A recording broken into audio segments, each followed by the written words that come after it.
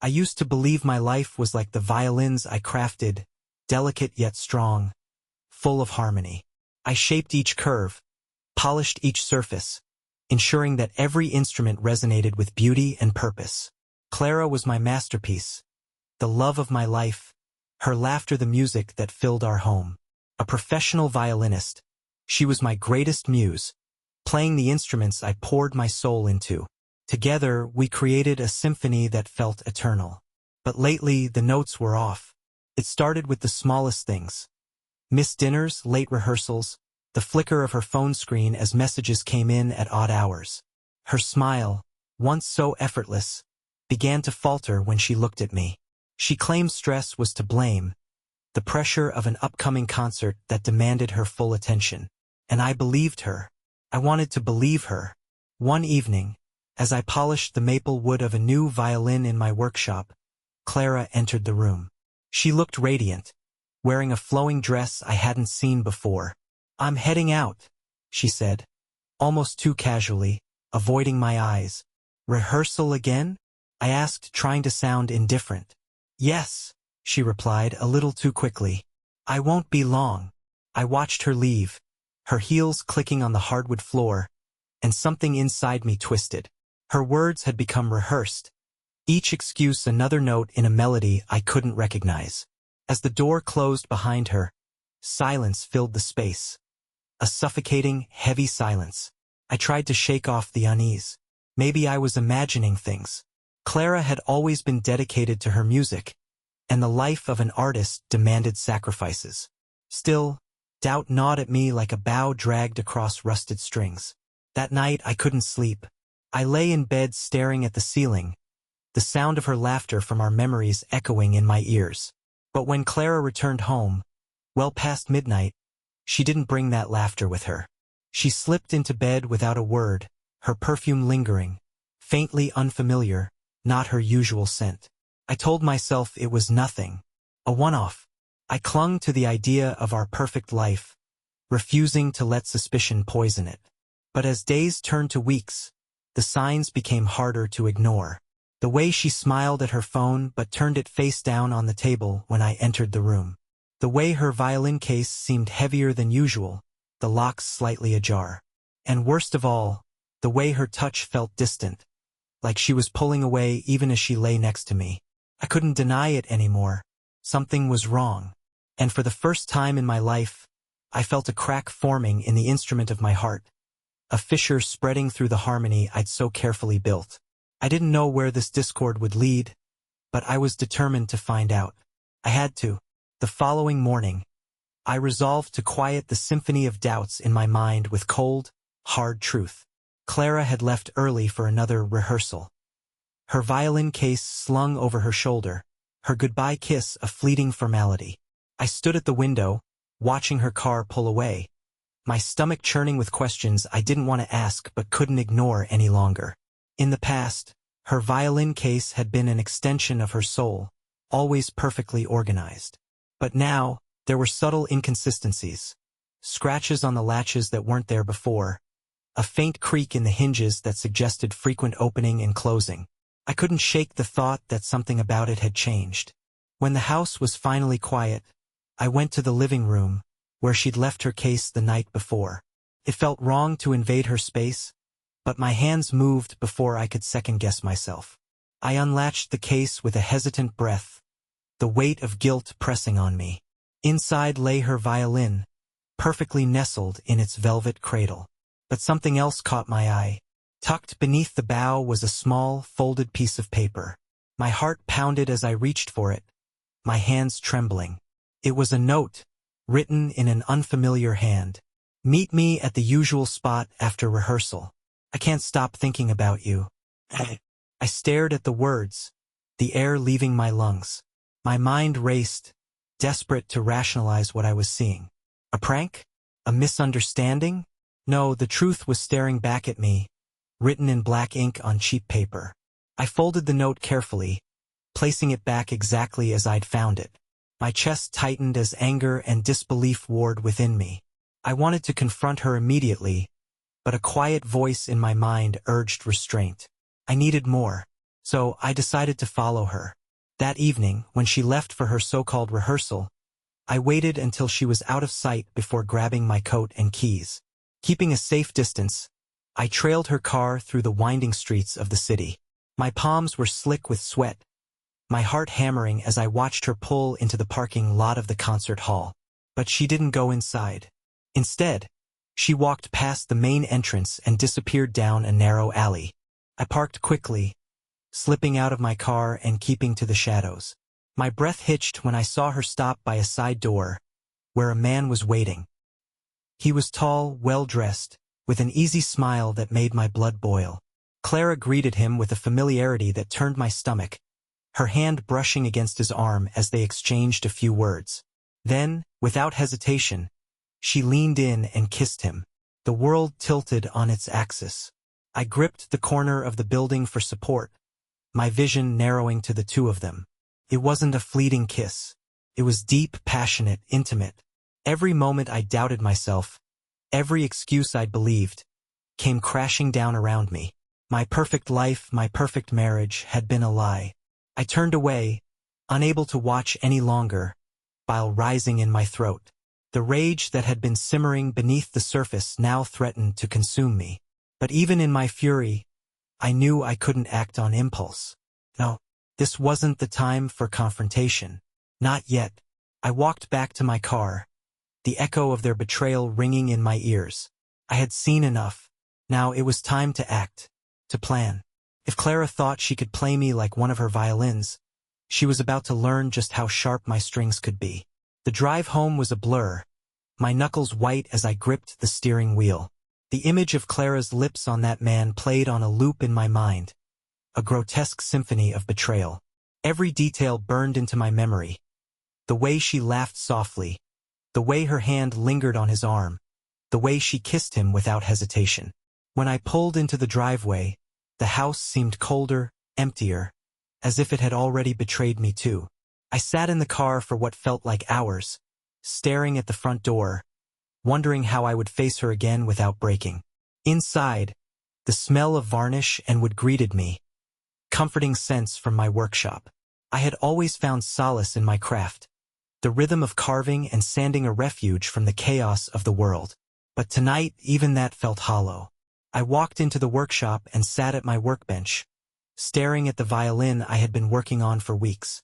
It was almost complete, its body smooth and polished, its strings waiting to sing. Clara was supposed to play it at her next concert, her talent bringing my creation to life. Now the thought made my stomach turn. I ran my fingers over the wood, my mind racing. How long had this been going on? How many times had she lied to my face, kissed me goodbye, then kissed him hello? The Clara I thought I knew, the Clara I loved, was a stranger. But even in my rage, a small, traitorous part of me wanted to believe there was some explanation, some way to salvage what we had. Could I forgive her? Could I live with the knowledge of her betrayal? No. The answer came to me with cold clarity. Forgiveness wasn't in my nature, not for something like this. Clara had made her choice, and now I would make mine. As I sat there, staring at the violin, a dark idea began to take shape. My craft had always been an act of love, a way to create beauty in the world. But what if I used it for something else?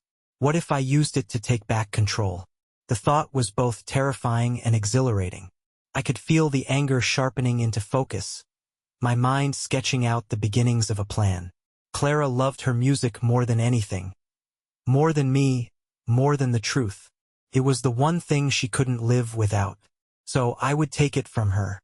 I picked up the violin and turned it over in my hands, a grim smile tugging at the corners of my mouth.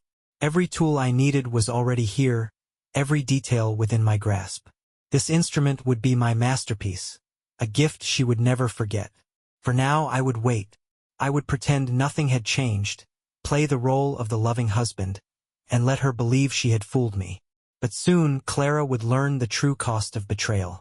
And when she did, the music would never sound the same again. The days that followed were a surreal blur of feigned normalcy and quiet preparation. Clara continued her routine, rehearsals, late nights, the occasional hollow kiss goodbye. She had no idea that I knew. and I intended to keep it that way. To her, I was the same Mark I'd always been. Patient, supportive, a silent shadow to her spotlight. But beneath that facade, my mind was a storm. Every word she spoke, every laugh she let slip, felt like a knife twisting deeper into my chest. I poured all that pain into my craft. In the quiet of my workshop, I began modifying her violin. At first glance, it would appear to be the same flawless instrument I'd always created, elegant, precise, a testament to my skill. But hidden beneath its surface would be the means of her undoing. The plan was complex, but the tools were already in my hands. I started by hollowing out a small cavity inside the body of the violin, just below the bridge.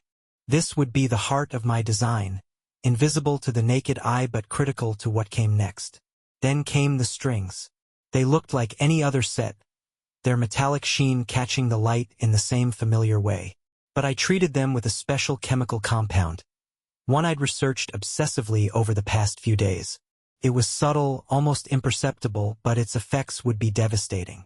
Once exposed to heat and friction, conditions created during a passionate performance, the chemical would react, releasing a substance that would burn through the skin on her fingertips. Not enough to kill, not enough to maim permanently, but enough to ensure that playing the violin would become an excruciating, impossible task. It was poetic in a way. Her betrayal had turned the music we shared into a lie, and now, that same music would become her punishment. As I worked, I rehearsed my role in this twisted symphony. Clara would be suspicious if I handed her the violin outright. She was too clever for that. No, I needed her to believe it was a gift, a gesture of love and forgiveness from the husband she thought was still oblivious. So I played the part perfectly. "Clara," I said one evening as she returned home, her face flushed from whatever excuse she had concocted for her absence. "I've been working on something special for you." Her eyes lit up, the guilt she should have felt nowhere to be found. "Oh, Mark, is it another violin?" "Not just any violin," I replied, smiling. "This one's for your big concert. I wanted to give you something that matched the occasion." She seemed genuinely touched, and for a brief moment, I hated her for it. How could she stand there, pretending to care, while her lies hung in the air between us? "That's so thoughtful," she said, wrapping her arms around me. Her embrace felt like poison, but I held her anyway, pressing the moment into my memory. "It's almost finished," I said. "Just a few more adjustments, and it'll be ready for its debut." She kissed me lightly, murmuring something about how lucky she was to have me. But I wasn't the lucky one. Not anymore. As I returned to the workshop that night, the final pieces of my plan fell into place. The violin would be ready in time for her concert, the performance she'd spent weeks preparing for. She would play her heart out, and in doing so, she would destroy herself. The irony wasn't lost on me. Clara had always said music was the purest form of truth. Now it would be her undoing. The day of Clara's concert arrived, and the air between us felt thick with unspoken truths. I had finished the violin the night before, polishing it until it gleamed, every curve perfect, every string taut. It was beautiful, a masterpiece worthy of her talent, and of her downfall. At breakfast, Clara was radiant, her excitement palpable. She wore a new dress, one I hadn't seen before, and her hair fell in soft waves over her shoulders. She looked every bit the star she wanted to be. "You're quiet this morning," she said, sipping her coffee. "Is everything okay?" I forced a smile. "Just nervous for you. This concert's a big deal." She laughed, leaning over to kiss my cheek. "You're sweet. Don't worry. I've got this." "Oh, you do?" I thought darkly. The violin was waiting for her in the living room, displayed on its stand like a prize. When she saw it, her eyes widened in delight. "Mark," she breathed, running her fingers over the wood. "It's stunning. You've outdone yourself." "I wanted you to have something special for tonight," I said, keeping my voice steady. "It's my way of saying I believe in you." Her smile faltered for a fraction of a second, just a flicker, a crack in her mask. She must have felt the weight of her guilt, but she quickly recovered, her enthusiasm returning as she picked up the violin. "I'll play my best," she promised. "I know you will," I replied, my stomach churning with anticipation. That evening, we arrived at the concert hall together, Clara carrying the violin as if it were a crown jewel. She kissed me before disappearing backstage, her excitement blinding her to the storm brewing just beneath the surface. I took my seat in the audience, surrounded by strangers who had no idea they were about to witness more than a performance. The lights dimmed, and the conductor stepped onto the stage, signaling the beginning of the show. Clara's solo was scheduled for the second act, and as the first half of the program unfolded, my heart raced. I could barely focus on the music, my mind consumed by what was to come. When her moment finally arrived, the audience erupted into applause as she stepped onto the stage, her new violin in hand. She looked ethereal under the spotlight, every inch the virtuoso she had worked so hard to become. She lifted the violin to her chin, and the first note rang out, pure, flawless, captivating. For a moment I doubted myself. Could I really go through with this? Could I destroy the thing she loved most, even after everything she had done? But then I remembered her kiss with him, her laughter in the alleyway, the note in her violin case. The betrayal burned anew, and my resolve hardened. The chemical on the strings wouldn't take effect immediately. It required heat, friction, the sustained intensity of a passionate performance. And Clara was nothing if not passionate. As the piece built to its crescendo, I watched her fingers dance across the strings, her face alight with concentration. She was in her element, oblivious to the danger lurking just beneath her fingertips. Then it began. Her expression flickered, confusion, then discomfort. Her bow faltered for the briefest moment, a sour note slipping into the melody. She recovered quickly, but I saw it, the first hint of pain. The audience didn't notice, but I did. I knew what was coming. With each passing note, her movements grew less fluid, her fingers stiffening as the chemical began to take hold.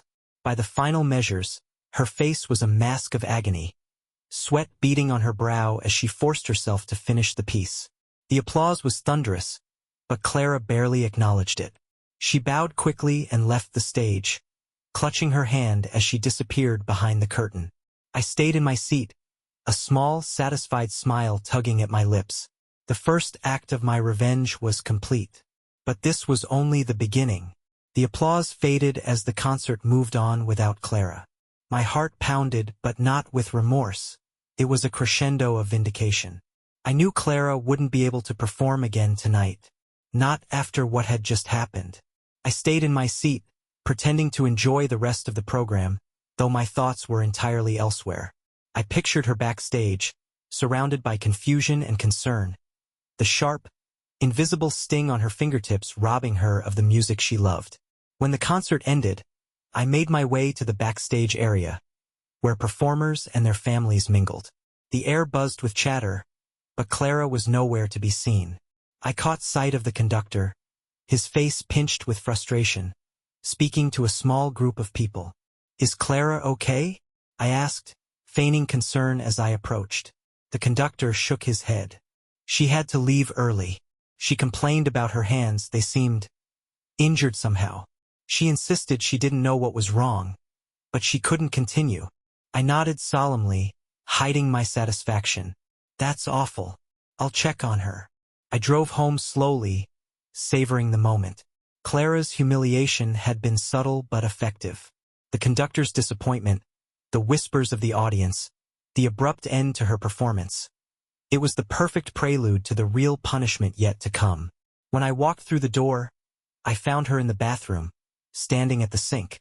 Her hands were submerged in a bowl of ice water, her face pale, her expression tight with pain.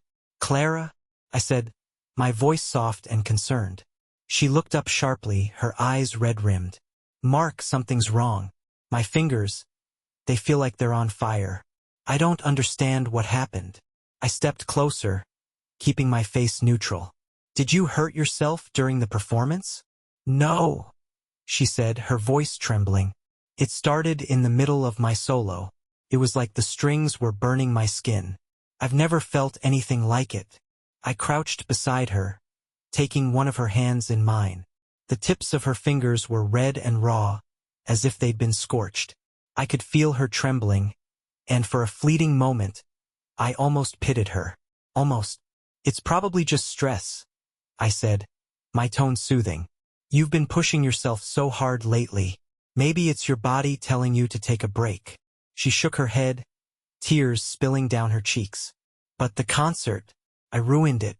Everyone was watching, and I just—" "Hey," I interrupted, brushing her hair back gently. "You didn't ruin anything. These things happen. You're human, Clara. People will understand." She leaned into me, her sobs muffled against my shoulder. I held her, my hand resting lightly on her back, my face betraying nothing of the satisfaction roiling inside me. She had no idea what was happening, no inkling that her pain was no accident. And I wasn't done yet. I stroked her hair, whispering reassurances, as the next steps of my plan crystallized in my mind. Clara thought tonight had been an unfortunate mishap, a fluke, but soon she would realize it was far more deliberate. This was only the second movement of my symphony of revenge. The crescendo was yet to come. The days following the concert were eerily quiet. Clara avoided practicing, claiming her fingers still ached too much to touch the strings. I played my role flawlessly, attentive, concerned, and supportive. Every time she looked at me with those pleading, guilt-tinged eyes, I felt a sick sort of triumph. But I wasn't finished. Not yet. One evening, as she sat on the couch staring at her hands, I decided it was time to take things a step further. I wanted her to know the truth, or at least part of it. "Clara," I said softly, sitting down beside her, "I've been worried about you." She looked up, her face pale and drawn. "I don't know what's happening, Mark. My fingers still feel strange, like they've been burned. What if it's permanent? What if I can't play again?" Her voice cracked, and tears welled in her eyes. I placed a hand on hers, feigning empathy. "Maybe there's something we're overlooking. Could it be something about the violin itself?" Her eyes widened slightly. "The violin?" I nodded. "Think about it. You said the pain started during your solo, right? What if there's something wrong with the instrument? Something you didn't notice?" She frowned, her mind working through the suggestion. I could see the seed of doubt taking root, and it thrilled me. "Why don't we take a closer look?" I suggested. Together, we went to the workshop where I had stored the violin after the concert. Clara hesitated at the doorway, as if the instrument were a sleeping beast she didn't dare wake. I retrieved it from its case and laid it on the workbench, carefully examining it as she watched. "There's nothing visibly wrong," I said after a moment, running my fingers along the strings. "But—" I paused, feigning uncertainty. "These strings, they feel slightly different, don't they?" Clara stepped closer, her hand trembling as she touched the strings. Her brow furrowed. "They do," she whispered. "I didn't notice before, but they feel odd, almost like they're coated with something." Her voice trailed off, and I saw the realization dawning in her eyes. "Mark," she said, her voice shaking, Did you do something to these strings?" I met her gaze, my face calm, my voice steady. "What if I did, Clara? What if I made those strings special? Just for you?" Her expression shifted from confusion to horror. "What are you talking about?" I leaned forward, my voice dropping to a whisper. "I know, Clara. I know about the late rehearsals. The man you meet in the alley. The lies. The betrayal." Her face turned ashen, her breath catching in her throat. "Mark, Save it," I snapped, cutting her off. The mask of patience I'd worn for weeks finally cracked, letting the fury pour through. "Do you have any idea what it's like to watch someone you love lie to your face? To see them kiss another man and pretend nothing's wrong? You destroyed everything, Clara. And now, I'm returning the favor." She staggered back, her hand clutching the edge of the workbench for support. You sabotaged the violin?" I smiled coldly. "I didn't sabotage it, Clara. I perfected it. I made it so every note you played would remind you of what you've done." Her eyes filled with tears, but I felt no pity. "Mark, please, I made a mistake. You made a choice, I interrupted. And now you'll live with the consequences. She collapsed into a chair, her sobs echoing in the small workshop. I watched her for a moment, my heart pounding with a mix of anger and vindication. I trusted you, I said finally, my voice cold. And you broke that trust. Don't expect me to feel sorry for you now. With that, I turned and walked out, leaving her to her guilt and her tears. But I wasn't done yet. The confrontation was only the beginning of her reckoning. The true punishment was still to come. The days after our confrontation were steeped in tension. Clara withdrew into herself, her guilt and pain palpable in every wordless glance and every stifled sob. The once vibrant energy of our home had been replaced by a suffocating silence, and I relished it. She stopped going to rehearsals altogether, claiming her fingers hadn't healed, though I knew the truth. Her confidence was shattered, her reputation now teetering on the brink. The music world was unforgiving, and whispers had already started spreading about her disastrous performance. I didn't stop there. I began planting seeds of doubt among her colleagues. Subtle, seemingly innocent remarks during casual conversations, comments about Clara's erratic behavior, her tendency to skip rehearsals, her sudden lack of reliability. "Do you think she's okay?" I asked one of her friends over coffee. "She's been so distant lately, and that last concert, well, it wasn't like her." Her friend nodded, concern furrowing her brow. "I've noticed that too. She's not herself." It didn't take much to stoke the flames. Within days, Clara's professional circle began to turn against her. Invitations to perform became scarce, and the calls from her manager grew increasingly tense. At home, I watched her unravel. She spent hours staring at her violin, her once prized possession now a symbol of everything she had lost. She tried to play a few times, but the pain in her fingers made it impossible. "I don't know what's happening to me," she said one night, her voice barely above a whisper. I didn't respond, letting the weight of her words hang in the air. She was looking for comfort, reassurance, but I had none to give. Instead, I began to distance myself further. I stayed late in my workshop, slept in the guest room, and avoided her as much as possible. She tried to reach out, to apologize, but I met her efforts with cold indifference. "Mark, please," she said one evening, her voice cracking with desperation. "I know I hurt you, but I can't fix this if you won't talk to me." I turned to her, my expression unreadable. "Some things can't be fixed, Clara. You made your choice, and now you have to live with it." Her tears came freely then, but I felt nothing. This was the price of betrayal, loneliness, shame, and the slow erosion of everything she once held dear. But even as I watched her crumble, I knew there was one final act left in my plan.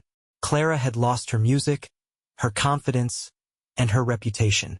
Now it was time to take away the last thing she had left, the illusion that she could ever escape the consequences of her actions.